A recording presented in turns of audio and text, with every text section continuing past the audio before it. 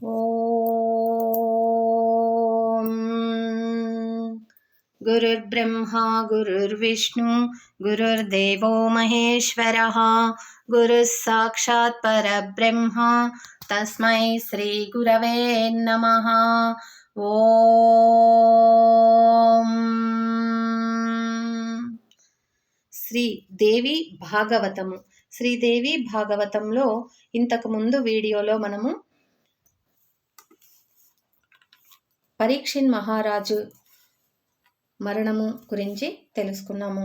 జనమేజయుడు ఈరోజు వీడియోలో మనము జనమేజయుడు సర్పయాగాన్ని మొదలు పెట్టడం, ఆ సర్పయాగాన్ని ఆస్తిక మహాముని మాన్పిస్తాడట. అది ఎలాగో చూద్దాం. తక్షకునిచే బాధింపబడిన ఉత్తంకుడను ముని జనమేజయుని వద్దకు వచ్చి, నీ తండ్రిని చంపిన తక్షకునకు నీవు ప్రతీకారం చేయుకుండుట న్యాయము కాదని పలికి, పూర్వము రురువను ముని తన భార్య పాముకాటిచే మరణించగా కనపడిన ప్రతి పాములను చంపినని చెప్పి ప్రతీకార్య చర్యకు ప్రోత్సహింపగా, జనమేజయుడు మంత్రులను రావించి, నేను సర్పయాగమునర్చి సర్పములను అగ్నిలో వేచి తక్షకునకు ప్రతీకారమునర్ప నిశ్చయించి తిని, గంగా తీరమున యాగమునకు తగిన చోటు నిర్ణయింపుడు, 100 స్తంభములతో మండపము నిర్మింపవలెను, అందు శ్రేష్టమైన యజ్ఞవేదిక అర్పవదలయును, సర్పయాగము మహాఘనముగా సాగవలెను. ఈ యాగమునందు తక్షకుడు పశువు ఉత్తంక మహర్షి హోతగా నుండవలెను. త్వరగా వేదసారగులగు బ్రాహ్మణులను ఆహ్వానింపుడు అని ఆజ్ఞ ఇచ్చెను. తక్షకుడి సంగతి తెలిసి ఇంద్రుణ్ణి రక్షింపమని కోరగా అతడు తక్షకునకు అభయమిచ్చెను. ఉత్తంకుడు ఈ విషయము తెలిపి ఇంద్రునితో సహా తక్షకుని వేల్పుచున్నానని మంత్రము చదివెను. అప్పుడు తక్షకుడు జరత్కారు కుమారుడగు ఆస్తికుణ్ణి స్మరింపగా అతడు జనమేజయుని యజ్ఞము వద్దకు వచ్చి రాజును స్తుతింపగా, జనమేజయుడు సంతోషించిన కోరిక ఏమని అడిగెను. ఆస్తికుడు, మహారాజా, ఈ యజ్ఞమును ఆపివేయుము, ఇదియే నా కోరిక అని పలికెను.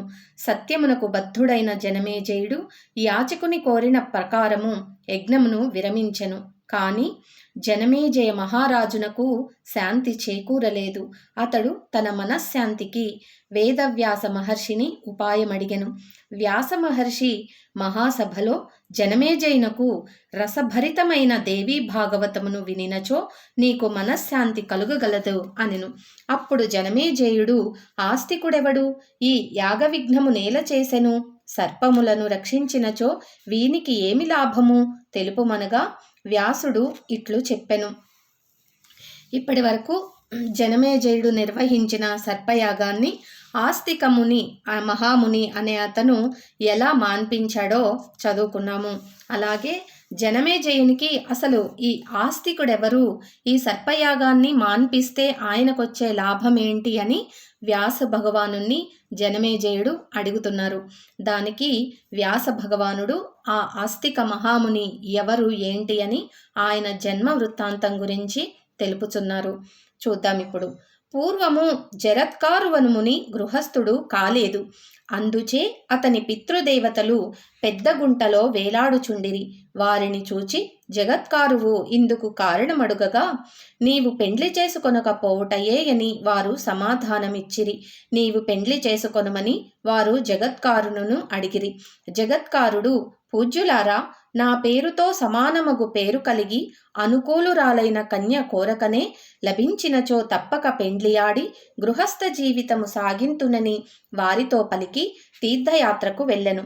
నాగమాత అయిన కద్రువ తన మాట వినని పాములను అగ్నిలో పడునట్లు శపించెను. అవి అన్నియు జనమేజయుని సర్పయాగమున అగ్నికి ఆహుతి అయినవి. తల్లిచే శపింపబడిన వాసుకి మొదలగు పన్నగములు బ్రహ్మను శరణువేడగా అతడు జగత్కారుమునికి అతని పేరుగల నాగకన్యము వివాహము చేసినచో ఆ దంపతులకు పుట్టువాడు మీ కష్టమును తొలగింపగలడని చెప్పెను. అతడు ఆస్తికుడను పేర పిలువబడునని ఆ బ్రహ్మ పలికెను. వాసుకి తన సోదరి అయిన జగత్కారుమునికి సవినయముగా సమర్పించెను. వారిరువురు పర్ణకుటీరమున నివసించుచుండిరి. జరత్కారుముని తనకిష్టము లేని పని చేసినప్పుడు నిన్ను విడిచిపోయేదనని భార్యతో చెప్పెను. అట్లే ఒకనాడు సూర్యాస్త సమయమున నిద్రించుచున్న భర్తను సంధ్యావందనం చేయుమని లేపగా అతడు కోపించి భార్యను విడిచి వెళ్ళెను. ఆమె సోదరుని వింట నివసించు ఒక బాలుణ్ణి కనెను. అతడే ఆస్తిక నామమున వన్నెకెక్కెను. అతడు వారినిట్లు సంరక్షించెను అని దేవిని పూజింపమని వ్యాస భగవానుల వారు చెప్పారు. తెలిసింది కదండి, ఆస్తికుడు ఎవరు అయ్యా అంటే వాసుకి. సర్పాల్లో మహాసర్పమైన ఒక వాసుకి తక్షకుడికి అందరికీ కూడా చెల్లి అనమాట, సహోదరి జరత్కారుని అనే ఆమెను జరత్కారు మహామునికిచ్చి పెళ్లి చేయటం వల్ల వారిద్దరికీ కలిగిన పుత్రుడే ఈ ఆస్తికుడు అనమాట. ఈ ఆస్తికుడు ద్వారా వీళ్ళు ఈ సర్పయాగాన్ని నిర్మూలించి వాళ్ళు పాములు అంటే నాగజాతి మొత్తం రక్షింపబడింది.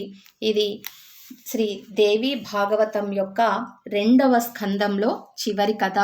ఇక నెక్స్ట్ వీడియోలో మనం తృతీయ స్కందం చదువుకోబోతున్నాము. ఈ తృతీయ స్కందంలో మొట్టమొదటిగా శ్రీ త్రిభువనేశ్వరీ దేవి ప్రాభవము ఈ కథ గురించి తెలుసుకుందాం. ఓం శ్రీమాత్రే నమః. స్వస్తి.